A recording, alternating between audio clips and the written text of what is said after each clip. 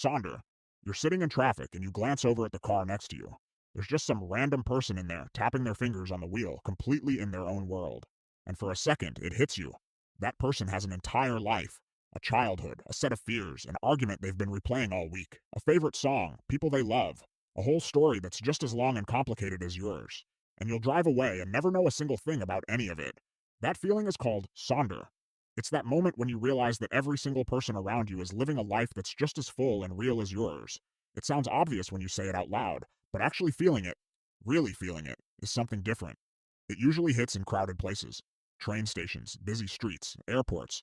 Your brain tries to actually grasp that every face you see is a whole person, and then it kind of gives up because the scale is too much. It's one of those feelings that's hard to describe as either good or bad. It's just big. Hiraeth. You probably know what nostalgia feels like. That warm, slightly sad pull toward the past. But there's a version of it that goes a step further, where you're not just missing a time, you're missing a place, or a feeling, or a version of your life that doesn't exist anymore. And the hard part is that even if the place still exists, the thing you're actually missing doesn't. You can go back, but it won't be the same. In Welsh, they call this Hiraeth.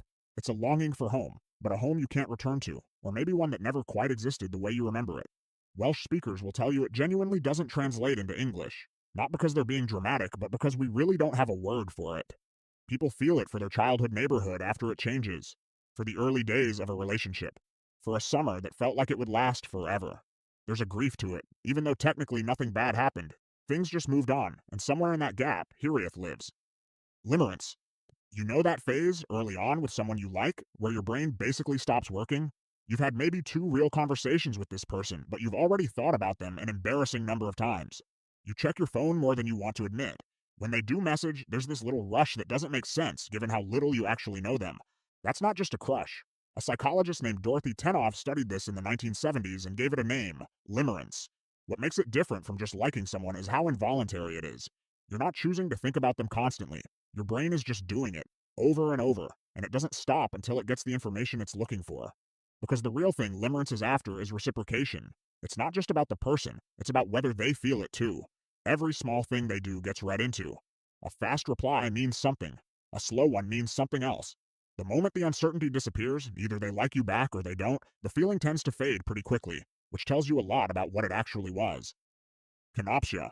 There's something specifically unsettling about a place built for people when the people are gone. A school during summer break, an office on a Sunday evening, a stadium an hour after the game ended, cups still on the floor, lights still on. These places were designed for crowds. The chairs, the signs, the layout. All of it assumes people are supposed to be there, and when they're not, something feels off in a way that's hard to explain. That's Kenopsia. The eerie feeling you get in an abandoned place that used to be full of life. What makes it different from just being in an empty room is that you can feel the absence. If you'd never known the place was full, it would just be a room. But because you know what it's supposed to be, the emptiness has a texture to it. People get the same feeling from old social media profiles that haven't been touched in years, or home videos of people who have since died. The structure is still there. The person isn't. And that gap creates something genuinely strange. Chrysalism. There's a reason so many people say they love rainy days, and it's more specific than just liking the look of rain.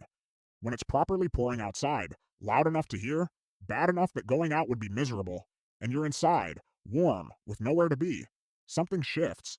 The outside world and all its demands becomes physically unreachable, and in that, there's a kind of permission. Permission to stay put, to not deal with anything, to just exist where you are. This is Chrysalism, named after the chrysalis, the cocoon a butterfly lives in before it emerges. It's that specific feeling of being sealed off from the world in a way that feels safe rather than trapped. What makes it work is the contrast. The noise of the storm outside is actually part of what makes the warmth inside feel so good. Your brain registers the difference and relaxes. That's the feeling. It's why some people will crack a window just to hear the rain better. Vellichor. Used bookshops have an atmosphere that's hard to put your finger on. It's not just the smell of old paper, though that's part of it. It's something about the objects themselves. The fact that every book on those shelves has already had a life before it ended up here.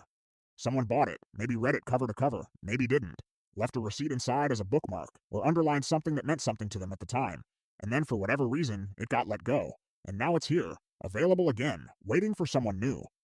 Vellichor is the word for that feeling. The quiet, slightly sad atmosphere of used bookshops and secondhand stores. Places full of objects that used to belong to someone's life and now don't. There's a melancholy to it, but it's not a heavy one. It's more like a soft reminder that time passes, things change hands, and the world is full of small histories you could spend a lifetime discovering. Monachopsis. You're at a party or a work event or some gathering where everyone seems comfortable and the conversation is flowing. And you're fine. You're talking to people, you're smiling, nothing is technically wrong. But there's this low-level, constant feeling that you're slightly off. Not unwelcome. More like a piece that doesn't quite fit the puzzle it's been placed in. Monachopsis is the word for that. The subtle, persistent feeling of being out of place. What makes it different from just being shy is that it doesn't really go away once you relax or warm up. It's more like something about your frequency doesn't match the room, and no amount of adjusting closes the gap. People who feel this regularly tend to have the same quiet thought underneath it all, that somewhere there's a room they'd walk into and it would just work, where fitting in would be effortless, where they'd stop noticing the gap. Most of us spend a decent amount of our lives looking for that room. Mauerbauertraurigkeit. This one comes from German, which should surprise nobody given the length of the word and the precision of what it describes. Someone reaches out to you, a friend, a family member, someone who genuinely wants to spend time with you and hasn't done anything wrong, and something in you just closes. You make an excuse, say you're busy, put it off, and then you sit alone, which is technically what you chose, but it doesn't feel good either. Mauerbauertraurigkeit, roughly the wall builder's sadness, is that, the urge to push people away even when you don't really want to. What makes it different from just needing alone time is the involuntary quality of it. It feels more like a reflex than a decision. And then there's the loneliness that follows, the particular kind that's hard to complain about because you created it yourself. Anemoia. You find a book of old photographs, or stumble on some footage of a city street from the 1970s, or watch an old home video with those washed-out colors and the slightly wrong aspect ratio, and you feel this pull toward it, a longing for that time, that look, that pace of life, which doesn't make much logical sense because you weren't there. You have no memories of it. There's no real reason to miss something you never had. And yet the feeling is real and it's pretty common. It's called anemoia, nostalgia for a time you've never known. The reason it happens is pretty straightforward. Old media only shows you the good stuff. The photos that got kept were the nice ones. The footage that survives tends to be celebrations and ordinary days that someone thought were worth recording. You're not seeing what it was actually like to live then. You're seeing the highlight reel, filtered through an aesthetic that now feels warm and familiar. What you're really longing for is probably simplicity, and the past just happens to be the easiest place to project that onto.